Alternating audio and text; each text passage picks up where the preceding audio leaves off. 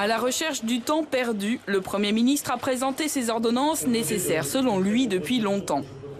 Les 5 ordonnances que nous venons de communiquer aux partenaires sociaux, qui sont désormais publiques, se proposent de rattraper des années perdues.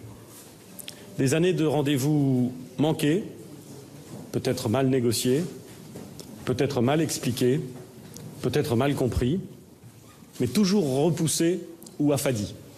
Objectif, une réforme ambitieuse, équilibrée et juste, mais elle contient des points controversés, notamment un plafonnement des indemnités prud'homales à 20 mois d'ancienneté et un délai plus court pour contester un licenciement, des CDD et des CDI plus flexibles et la fusion des instances représentatives du personnel.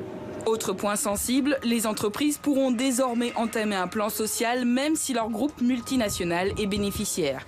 Il s'agit de l'une des plus grandes réformes du Code du travail que le pays ait connu ces dernières années.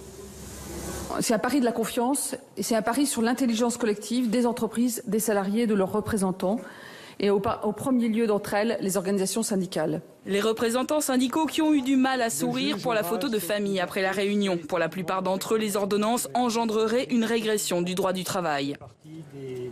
Il y a des mesures qui nous inquiètent, avec lesquelles nous sommes en désaccord. Parmi celles qui nous inquiètent, c'est la possibilité dans les entreprises de moins de 20 de pouvoir quasiment avoir des décisions unilatérales de l'employeur sur la modification des règles de travail. C'est la fin du contrat de travail. C'est-à-dire que demain, un accord d'entreprise, soit vous êtes d'accord, soit vous êtes licencié, votre contrat de travail ne fait plus foi. La CGT a appelé à une mobilisation contre la réforme le 12 septembre. Le texte devra encore être soumis à une consultation patronale et syndicale avant son adoption le 22 septembre en Conseil des ministres.